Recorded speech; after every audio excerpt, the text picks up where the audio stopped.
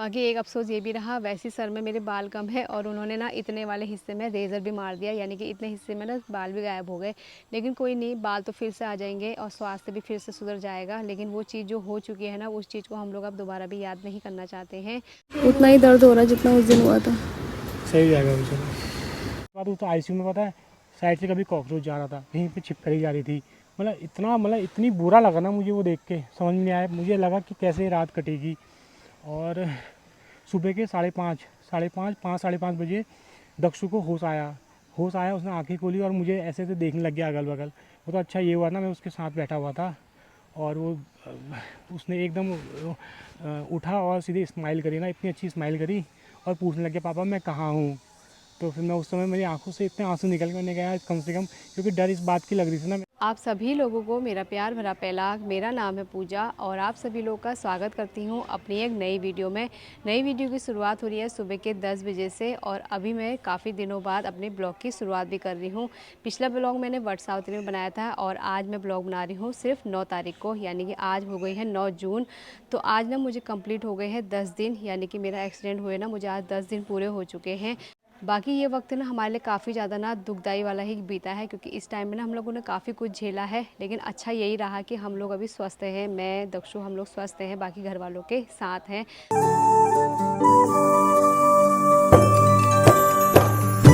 आप लोगों के कमेंट आ रहे थे कि आप दीदी जब स्वस्थ हो जाओगे तभी वीडियो बनाना। बाकी आज वीडियो बनाने का खास कारण ये भी है कि आप लोगों ने बहुत सारे सवाल किए थे कि दीदी आपका एक्सीडेंट कैसे हुआ था और क्या हुआ था उस टाइम पे। तो मैंने सोचा क्यों ना आप लोगों के साथ ये वीडियो भी शेयर कर दूँ, क्योंकि उसकी ना हमारे पास CCTV फुटेज है, यानी कि जहाँ पर मेरा एक्सीडेंट हुआ था ना वहीं पर ठीक सामने दुकान में CCTV कैमरा लगा हुआ था और उसी कैमरे में सारी चीज़ें रिकॉर्ड हो गई हैं। तो मैंने सोचा आप लोग के साथ भी शेयर कर दूँगी। बाकी आज 9 जून है और आज हो गए हैं मुझे कम से कम 2 साल कंप्लीट अपने यूट्यूब चैनल को बनाए हुए, यानी कि अपने ब्लॉगिंग की दुनिया में कदम रखे हुए आज मुझे 2 साल कंप्लीट हो गए हैं। और इस बीच आप सभी लोगों ने मेरा बहुत ज़्यादा साथ दिया है, मुझे बहुत ज़्यादा सपोर्ट किया है, बहुत ज़्यादा प्यार दिया है और सभी लोगों ने मेरे लिए बहुत ज़्यादा प्रेयर्स भी किए हैं। तो आप लोगों के साथ भी ये जर्नी मैंने सोचा क्यों ना शेयर की जाए। और आज जो मैं यहाँ तक पहुँची वो सिर्फ आप लोगों की वजह से ही पहुँची हूँ। तो चलिए जी, आज के ब्लॉग में ना मैं आप सभी लोगों को ये भी बता दूँगी कि मेरे साथ क्या हुआ था और आज की जर्नी यहाँ तक कैसे पहुँची और इस बीच में क्या क्या हम लोगों ने देखा और क्या क्या हम लोग कहाँ कहाँ गए, क्या क्या चीज़ें हमारे साथ हुई, वो भी आप लोगों के साथ शेयर करेंगे। मैं टाँके कटाने जा रही हूँ, लेकिन आज ना मुझे ऐसा लग रहा है जैसे मैं फिर से हॉस्पिटल में मतलब वही दर्द झेलने वाली हूँ। क्योंकि टाँके कटाने में वैसे तो दर्द होता नहीं है, लेकिन वो रह जाता ना मन में एक धुकधुकार जैसा, तो वही चीज़ ना आज भी लग रही है। बाकी मेरा ये वाला हाथ ना बिल्कुल भी काम नहीं कर रहा है, तो मैंने सोचा इसको भी दिखा के लाऊंगी। एक्सरे वगैरह में तो कुछ भी नहीं आया है, लेकिन ये हाथ ना बिल्कुल भी नहीं लग रहा है और इस हाथ से ना मैं कैमरा भी नहीं पकड़ पा रही हूँ। तो चलिए जी, आज देख के आते हैं हॉस्पिटल में क्या बोलते हैं डॉक्टर।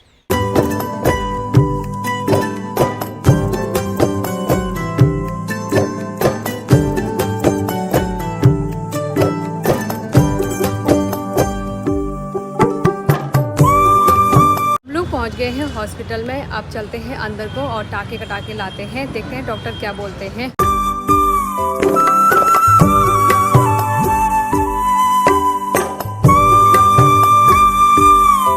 तो यहाँ पे तुम्हारे बाल बहुत ज़्यादा कट गए हैं यार, और अभी टाँके तुम्हारे ठीक हो गए हैं, थोड़ा टाइम लगेगा। बाकी कैसा हो रहा है दर्द? उतना ही दर्द हो रहा है जितना उस दिन हुआ था। सही हो जाएगा उसे। चलिए दोस्तों, मेरे टाँके भी कट चुके हैं और थोड़ा बहुत पेन हुआ था क्योंकि उन्होंने ने थोड़ा सा दबाया था कि कहीं फंस वगैरह तो नहीं है भरा हुआ है, तो इसलिए ना उससे थोड़ा सा और दर्द होने लग गया है। बाकी अब चलते हैं हम लोग घर को, क्योंकि धूप भी बहुत ज़्यादा हो रही है और आज संडे है, काफ़ी लोग ना मिलने के लिए भी आएंगे, तो चलते हैं। टाँके कटाने के बाद ना मैं भी घर आ गई हूँ और रिपोर्ट कुछ रह गई थी वहाँ, तो इनको भी लेके भी हम लोग घर आ चुके हैं। अब इनको भी ऊपर रूम में रख देती हूँ। बाकी अभी मेरी बुआ लोग भी आने वाले हैं मुझसे मिलने के लिए, तो उन्हीं की तैयारी में हम लोग लगे थे। तो अभी पहुँचने ही वाले हैं, यानी कि मायके की तरफ से ना। और जिस दिन बाहर होता है उस दिन तो सभी लोग मिलने के लिए आते हैं। बाकी इस बीच तो काफ़ी सारे लोग भी मिलने के लिए आ गए हैं, तो मैंने सोचा रिपोर्ट भी ऊपर रख देते हैं और कपड़े भी फैल गए हैं उनको भी उठा लेते हैं। अभी शाम के 5 बज गए हैं और हमारे घर में सभी लोग अपने अपने काम पे लग गए हैं। आज दिन भर ना काफ़ी सारे लोग मिलने के लिए आए थे, तो दिन भर ना वीडियो भी नहीं बनी है क्योंकि उन लोगों से मिलना वगैरह हो रहा था और खाना पीना वही सब चीज़ें चल रहा था। तो अभी हमारे घर के सभी फैमिली मेम्बर ना काम पर लगे हैं और यहाँ पर तो पतिदेव लगे हैं काम पर और भिंडी में पानी डालने का काम किया जा रहा है। बाकी जेठ जी द्वारा निहारा जा रहा है कि कैसे काम हुआ है। भाग गए, मत करो तो मेरा फ़ोन भी भीग रहा है। सिबोल है, भैया को भिगा दिया। और बहुत जल्द ना इसमें भिंडियाँ भी हो जाएंगी, फिर हम लोग भिंडी की सब्ज़ी खाने को भी मिलेगी हमें। बाकी दीदी वहाँ पे लगी है घास काटने में, ये अमरूद के ठीक पीछे वो रही। और अभी भी ना घर में मिलने के लिए आए हैं, यानी कि दीदी के मायके की तरफ से लोग आए हैं, तो मैं दीदी को बुलाने आई हूँ। और दीदी कह रही ना वो तुमसे मिलने आए हैं, बल मेरे से मिलने नहीं आए हैं। तो मैं चलती हूँ उधर को, बाकी इन लोगों को काम करने देते हैं। तो दोस्तों रोज़ की तरह ना भाभी यहाँ पे फिर काटने लग गई है घास, और भाई साहब रोज़ की तरह उनके साथ सपोर्ट करने के लिए यहाँ पे आ गए हैं डंडा लेके, क्योंकि सांप कीड़ों की दिक्कत आती है ना, इसलिए वहाँ पे डंडा लेके आ गए हैं। और भाभी ने काट दिया इतना सारा घास। आजकल ना इतनी ज़्यादा गर्मी हो रही है ना, और ना ही सिंचाई के लिए पानी मिल रहा है और ना ही बारिश आ रही है, उस वजह से ना पूरी घास हमारी सूख चुकी है, और जितनी भी है वो हम काट रहे हैं। अभी शाम हो चुकी है और काफ़ी सारे लोग ना अभी भी मिलने के लिए ही आए थे। तो आज ना संडे है और संडे के दिन ना बार होता है, बार के दिन ही सभी लोग मिलने के लिए आते हैं। अभी भी बहुत से लोग आए हैं और अभी भी चले गए हैं। तो अब हमारी होने लग गई है शाम के खाने की तैयारी। और शाम के खाने की तैयारी कौन कर रहा है पता है? मेरे जेठ जी, क्योंकि दीदी गई है अपने काम पे, यानी कि उनको ना पोस्ट ऑफिस का काम भी करना है और उनका काम भी ना ऐसे ही रह जा रहा है। तो वो अभी काम पे गई है और छीलने का काम कर रहे हैं मेरे जेठ जी, और उसको सुधारने का काम कर रही है मेरी सासू माँ, यानी कि कटहल की सब्जी। तो यहाँ पे ना जेठ जी काटने में लगे हैं, पीस बना के दे रहे हैं, और वहाँ पे मम्मी ना परात में छील के रख रही है। बनाएगा कौन वो तो पता नहीं, लेकिन अभी छीलने छालने का ही काम चल रहा है। चलिए दोस्तों, मैं भी थोड़ी बहुत हेल्प कर देती हूँ। बाकी मैंने लहसुन वगैरह छील के रख दिया है और थाली मंगाई है, थाली लेके जाती हूँ, क्योंकि मुझसे ज़्यादा काम तो हो नहीं पा रहा है। और ये वाला हाथ ना बिल्कुल भी नहीं लग रहा है, और ये वाले हाथ पे ना बहुत ज़्यादा दर्द हो रहा है। तो लेकिन ये है कि काम करना नहीं छोड़ सकते ना, तो धीरे धीरे आदत भी बनी रहेगी और अपना अपना सही टाइम भी बना रहेगा। बाकी तो मैं कुछ नहीं कर पा रही, बाकी तो मैं कुछ भी मदद नहीं कर पा रही, लेकिन जितना हो सक रहा है ना थोड़ा बहुत करने की कोशिश कर रही हूँ। तो चलिए जी, यहाँ से थाली लेके जाते हैं। और दीदी के आने तक ना मैं थोड़ा प्याज वगैरह भी काट के रख देती हूँ, तो प्याज लेके चलती हूँ बाहर को, और वो आएंगे ना फिर आटा गूँथेंगी। बाकी आज का हमारे फैमिली के सभी मेंबर ना थोड़ा बहुत हेल्प करने में लग जाते हैं, कोई कुछ करता है कोई कुछ करता है, और काम भी आसानी से हो जाता है। सुबह मैंने आप लोग को बताया था ना कि आज मैं अपने एक्सीडेंट की वीडियो आप सभी लोगों के साथ शेयर करूँगी, और हुआ क्या था वो भी बताऊँगी। तो सबसे पहले तो मैं आप सभी लोगों को ना धन्यवाद देना चाहती हूँ, आप लोगों ने मेरे लिए बहुत सारे प्रेयर्स करी, और सबसे पहले धन्यवाद उनका भी देना चाहूँगी जो मुझे हॉस्पिटल लेके गए, यानी कि वो अजनबी कार वाले, जो ना मुझे ना मैं उनको पहचानती हूँ ना ही वो मुझे पहचानते हैं। और किसी ने कहा कि वो बाहर की गाड़ी है, यानी कि यूपी साइड की गाड़ी है, और उसमें जो लोग मुझे लेके गए ना, उस गाड़ी वाले का धन्यवाद जो उन्होंने मुझे टाइम पे हॉस्पिटल पहुँचाया। और मैं उनका भी धन्यवाद देना चाहूँगी जो मेरे साथ बैठी थी, यानी कि हमारे पड़ोस की, हमारे वहाँ से दूध ले जाते हैं उनकी आंटी जी की बहू, और वो मेरे साथ गई हुई थी, और उन्होंने ही ना मेरा सर स्टॉल से बांधा हुआ था, तो उनके भी कपड़े सन चुके थे खून से, लेकिन उन्होंने हिम्मत करी और वो मेरे साथ ना हॉस्पिटल तक गई। तो चलिए जी, अब बता ही देते हैं कि एक्सीडेंट कैसे हुआ। बाकी मैं यहाँ से ना दक्षु को छोड़ने के लिए कराटे जा रही थी, तो कराटे जाते समय ना मुझे चक्कर जैसे आए रास्ते में, क्योंकि मेरा 2-3 दिन से ना बीपी लो चल रहा था, और उसी के चलते में मुझे रास्ते में चक्कर जैसे आए, और वहाँ पे मैं गिर गई। और मुझे ना गिरने तक की भी याद नहीं, मुझे सिर्फ इतना एहसास हुआ कि हमारी स्कूटी गिर गई है। मुझे ये भी एहसास नहीं था कि मैं कहाँ हूँ, दक्षु कहाँ है, तो इतने तक की याद थी बस, उसके अलावा कुछ भी याद नहीं है। ये मोमेंट ना जितनी बार मैं देख रही हूँ उतनी बार आंखों में आंसू आ जा रहे हैं। और सबसे ज़्यादा सभी लोगों को ना काफ़ी ज़्यादा दुख लगा इस बात का कि मुझे तो चोट लगी, साथ में दक्षु को भी चोट लगी, और इस टाइम पे सभी लोगों के फ़ोन, सभी लोग मिलने के लिए आ रहे हैं, तो काफ़ी ज़्यादा ना अच्छा भी लग रहा है कि मैं अब थोड़ा स्वस्थ हूँ और अपने परिवार के साथ हूँ। बाकी जैसे ही मुझे हॉस्पिटल ले गए ना, तो मेरे वहाँ पे कोई जानने वाले थे, और उन्होंने मेरी जेठानी जी को फ़ोन किया कि तेरी देरानी का एक्सीडेंट हो गया है। और दीदी बिना दीदी बोल रही, मैंने इधर देखा ना उधर देखा, कह रही मैं भैया को लेके सीधा हॉस्पिटल आई। कह रही पहले तो वो जहाँ पे मेरा एक्सीडेंट हुआ था वहाँ पे पहुँचे, वहाँ पे ना हमें कार वाले भैया ले गए थे हॉस्पिटल, और जैसे वो वहाँ पे पहुँचे पूरी खून ही खून रोड में हो रखा था। तो दीदी बोली पहले तो मैं खून देख के डर गई, उसके बाद जैसे तैसे हॉस्पिटल पहुँचे। हॉस्पिटल में फिर वहाँ पर मुझे थोड़ा सा होश आया गेट पर, मैंने दीदी को देखा तो मुझे लगा कि हाँ मेरे परिवार से भी यहाँ पे कोई आ चुका है, और उसके बाद से मुझे फिर से बेहोश हो गई थी। और दक्षु तो ना पूरा 1 दिन बेहोश ही था, उसको दूसरे दिन होश आया, क्योंकि उसको ना डर भी गया होगा और थोड़ा चोट भी आ गई थी, तो उसकी वजह से वो काफ़ी ज़्यादा ना बेहोश भी था। उसको दूसरे दिन होश आया, लेकिन भगवान की कृपा से होश आ गया था, और वो मेरा बच्चा ना स्वस्थ भी है। उसके बाद ना मेरा काफ़ी ज़्यादा खून बह चुका था, और खून रोकने के लिए ना वो शून्य करने का इंजेक्शन भी नहीं लगा पाए, क्योंकि उन्होंने बोला खून शून्य करने का इंजेक्शन लगाएंगे तो रुकना पड़ेगा, लेकिन रुकने का समय बिल्कुल भी नहीं था, और उन्होंने ना बिना शून्य करे ही मेरे सर के जो टाँके हैं ना, टाँके ऐसे ही मार दिए।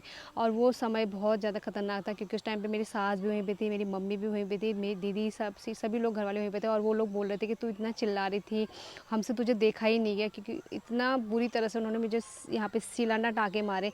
वो भी बेचारे क्या कर सकते थे, उनकी भी गलती नहीं है क्योंकि खून ही बंद नहीं हो रहा था ना, तो उन्होंने भी मजबूरी में ऐसे टाँके मारे। बाकी एक अफ़सोस ये भी रहा, वैसे सर में मेरे बाल कम है और उन्होंने ना इतने वाले हिस्से में रेज़र भी मार दिया, यानी कि इतने हिस्से में ना बाल भी गायब हो गए। लेकिन कोई नहीं, बाल तो फिर से आ जाएँगे और स्वास्थ्य भी फिर से सुधर जाएगा। लेकिन वो चीज़ जो हो चुकी है ना, उस चीज़ को हम लोग अब दोबारा भी याद नहीं करना चाहते हैं। और उस दिन रावत जी को क्या-क्या झेलना पड़ा वो रावत जी ही बताएँगे, क्योंकि आईसीयू से वार्ड से आईसीयू ऐसे चक्कर लगाते ही रहे रावत जी रात भर। और फिर रात भर ना मेरे साथ भी नहीं रुका था कोई, क्योंकि सभी लोगों ने सोचा कि दक्षु आईसीयू में है तो रावत जी कविता के साथ रुकेंगे। लेकिन रात को ही दक्षु को ना पापा की ज़रूरत पड़ गई, तो फिर तब रावत जी ना फिर दक्षु के पास रुके और मैं वार्ड में अकेले थी। और आगे की घटना ना वही बताएंगे कि उन्होंने भी क्या क्या चीज़ें झेली। तो ये मोमेंट ना काफ़ी ज़्यादा गंदा रहा, लेकिन अच्छा ये रहा कि हम सभी लोग अब साथ में हैं, अपने परिवार के साथ हैं। बाकी एक चीज़ ये भी रही कि अगर मुझे कोई चीज़ हानि पहुंचाने वाली आ रही थी तो मुझे एक बचाने वाला भी मेरे जस्ट पीछे ही था, यानी कि अगर मैं गिरी तो मुझे सिर्फ बचाने वाला पीछे से आ ही रहा था। और ये चीज़ ना मैं आप लोगों को भी दिखाना चाह रही थी और मैंने आप लोगों को दिखा दिया। बाकी मुझे ज़्यादा कष्ट हुआ नहीं, बस जितना भी हुआ मैंने आप सभी लोगों के साथ शेयर किया। तो चलिए जी, इसके आगे की बात ना आपको रावत जी बताएंगे। जैसा कि ना अभी आपको पूजा ने पूरी स्टोरी बताई ना कि हमारे साथ कैसे कैसे क्या क्या हुआ करके, तो उसके आगे का मैं आपको बताता हूँ ना। जैसे हम रात को दक्षु आईसीयू में एडमिट था और पूजा वार्ड में एडमिट थी। तो रात को 11-12 बजे फ़ोन आया मेरे पास कि आप एक बार आ जाइए, क्योंकि बच्चा डर जाएगा, अगर उठेगा तो डर जाएगा, तो एक बार आप आ जाइए। तो फिर मैं भागा आईसीयू में भागा ना, तो वहाँ पे अच्छी चीज़ ये हुई कि आईसीयू में ना हॉस्पिटल तो अच्छा था ना, बहुत कुछ इलाज अच्छा हुआ, सब कुछ अच्छा हुआ, लेकिन व्यवस्था उतनी अच्छी नहीं थी वहाँ पे। और जैसे ही मैं आईसीयू में गया तो आईसीयू के अंदर ही उन्होंने मुझे एक कमरा दे दिया था, बोला कि आपका छोटा बच्चा है और आप इसको लेके यहाँ बैठ जाइए, अगर इसको होश आएगा तो ये डरेगा। और उन लोगों ने पता है क्या किया, जैसे हॉस्पिटल में होता है ना, आईसीयू अलग होता है, एनआईसीयू अलग होता है, यानी छोटे बच्चों के लिए एनआईसीयू होता है और बड़ों के लिए आईसीयू होता है। तो बड़ों के बीच में उन्होंने पहले तो बच्चे को रख दिया था। और वो देख के मुझे, हम लोग देख रहे थे ना, तो बहुत बुरा लग रहा था कि यार सब बड़े बड़े लोग हैं और हमारा बेटा बेहोश पड़ा हुआ है आईसीयू में। तो हम लोग तो मतलब स्थिति में नहीं थे कि हम कुछ समझ में नहीं आ रहे करें क्या करके। तो अच्छा ये हुआ कि 12 बजे डॉक्टर का फ़ोन आया कि आप यहाँ आ जाइए। तो फिर मैं वहाँ गया, कविता अलग उसमें थी वार्ड में। तो मैं जैसे ही वहाँ पहुँचा ना, तो उन्होंने कहा कि आप अपने बच्चे को लेकर यहाँ शिफ्ट हो जाइए। तो ठीक हो गया, रात भर हम लोग, मैं और दक्षु एक कमरे में थे। और पता है क्या हुआ, हॉस्पिटल में एक कमरा हमें दिया था आईसीयू के अंदर ही, और उस कमरे में ना लाइट नहीं थी, मतलब आईसीयू जैसी चीज़ थी। और वहाँ हॉस्पिटल में लाइट नहीं थी। हॉस्पिटल बहुत अच्छा है, हल्द्वानी का बहुत टॉप 1 हॉस्पिटल है, लेकिन वहाँ व्यवस्था इतनी बुरी थी। हम अंदर गए, वहाँ लाइट नहीं थी, आईसीयू जैसी जगह में लाइट नहीं थी। आईसीयू में गए, अब मैंने रात भर, अब दक्षु, मैं यही सोच रहा था कब इसको होश आएगा, कभी बोलेगा। मैं उससे बोलने में लगा था, लेकिन वो बिल्कुल कोई रिस्पॉन्स नहीं दे रहा था। तो उसको गर्म बहुत हो रहा था क्योंकि पसीने निकल रहे थे, लेकिन वो बेहोश पड़ा हुआ था। तो 2-3 घंटे तो मैंने उसको, क्योंकि लाइट थी नहीं, कुछ ना एसी पंखा कुछ नहीं चल रहा था, 2-3 घंटे। तो मैंने एक पट्ठा लिया, दवाई वो उसका पट्ठा लिया, उसका क्या कहते हैं, फाइल ली, फाइल डॉक्टर ने फाइल थी, उसकी फाइल से मैंने उसको 2 घंटे तक हवा लगाई। उसको हवा लगाई, हवा लगाने के बाद क्या हुआ ना, फिर मैंने उससे कहा, जो वहाँ पे वार्ड बॉय था, मैंने कहा भैया कम से कम एक पंखे की व्यवस्था तो कर दो यार, बच्चा ऐसे में तो अगर इसको होश आने वाला होगा वो फिर भी नहीं आएगा। तो बहुत देर के बाद ना, जो पंखे जिससे फराटे कहते हैं ना, जिसको घर में धान वान इससे वो करते हैं, वो वाला पंखा उन्होंने लगाया, पंखा लगाया। उसके बाद वो तो आईसीयू में, पता है, साइड से कभी कॉकरोच जा रहा था, कहीं पे छिपकली जा रही थी। मतलब इतनी बुरा लगा ना मुझे वो देख के, समझ में नहीं आया, मुझे लगा कि कैसे रात कटेगी। और सुबह के 5:30 बजे दक्षु को होश आया, उसने आंखें खोली और मुझे ऐसे ऐसे देखने लग गया अगल बगल। वो तो अच्छा ये हुआ ना, मैं उसके साथ बैठा हुआ था। और वो उसने एकदम उठा और सीधे स्माइल करी ना, इतनी अच्छी स्माइल करी, और पूछने लग गया पापा मैं कहाँ हूँ। तो फिर मैं उस समय, मेरी आंखों से इतने आंसू निकल के, मैंने कहा कम से कम, क्योंकि डर इस बात की लग रही थी ना, मैंने कहा चलो बच्चा अभी आईसीयू होश में नहीं है, लेकिन अगर होश में आएगा तो क्या पता हमें पहचानेगा नहीं पहचानेगा, क्या होगा क्या नहीं होगा करके बड़ा बुरा लग रहा था। लेकिन जो भी हुआ, फिर उसको होश आ गया था। उसके बाद यही सब हमारी जर्नी रही। 4-5 दिन तक हम यहीं थे हॉस्पिटल, 4-5 दिन तक हम हॉस्पिटल में थे, फिर डिस्चार्ज वगैरह हो गए थे। और आज बेटा स्वस्थ है और पूजा भी स्वस्थ है, आज के टाँके कट गए हैं। और ऐसी दिनचर्या चल रही है हमारी, जो भी चल रहा था वो हमने आपके साथ शेयर किया। और आपका ना बहुत अच्छा सपोर्ट मिला, बहुत अच्छा प्यार किया, बहुत अच्छी विशेष करी आप लोगों ने। और आपकी विशेष और भगवान की कृपा से आज हम दोनों स्वस्थ हैं। और आपने जो वीडियो देखी ना वो आपको दिखा दी है कि कैसे कैसे इन लोगों का एक्सीडेंट हुआ। तो यही बस कहना चाह रहे थे हम लोग मिलकर आपसे, और आप लोगों का तहे दिल से धन्यवाद। बाकी बातें ना आप थोड़ी देर में करेंगे, क्योंकि अभी फिर से ना मुझसे मिलने के लिए कोई आ गए हैं। तो दीदी ना वहाँ से आवाज़ लगा रही है, तो मैं चलती हूँ, देख के आती हूँ कौन आए हैं और उनसे मिल के आते हैं, क्योंकि सभी लोगों को हमारी चिंता हो रही है। और आज दिन मेरी बुआ भी आई थी और वो दिल्ली से यहाँ आई मुझसे मिलने के लिए, मुझे बहुत ज़्यादा अच्छा लगा। आज दिन भर ना मैंने अपनी बुआ के साथ ही बिताया, मैंने ब्लॉग भी नहीं बनाया, क्योंकि जो आए हैं ना उनके साथ समय बिताना ज़्यादा ज़रूरी है, ब्लॉग तो बनते रहेंगे ना। तो चलिए जी, अभी भी घर पर कोई आया है और हम उनसे मिलते हैं। और जैसा मैंने आपको पहले बताया था ना कि हमारे इन दुख के टाइम पे जो सबसे ज़्यादा हमारा साथ दिया वो हमारी भाभी जी ने दिया।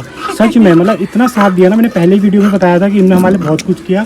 और वाकई में अभी भी ना सुबह से लेकर शाम तक लगी पड़ी हैं, और सब पूरा घर का अपना काम, घर का काम, बच्चों का काम, सब कुछ किया इन्होंने हमारे लिए। और तारीफ कर करके मेरे को कर दोगे? हाँ नहीं सच में यार, तुमने बहुत कुछ किया, और वीडियो में कह रहा हूँ मैं, थैंक यू सो मच। और तुमने बहुत कुछ किया हमारे लिए। Okay, thank you so much. और यहाँ पे अभी ये पीसने लगी है मसाले। तो चलिए दोस्तों, अभी थोड़ा काम वाम कर लेते हैं और भाभी का हाथ वाथ बटाते हैं, आटा वाटा गूंद लेते हैं, उसके बाद फिर मिलते हैं आपसे। कब? अभी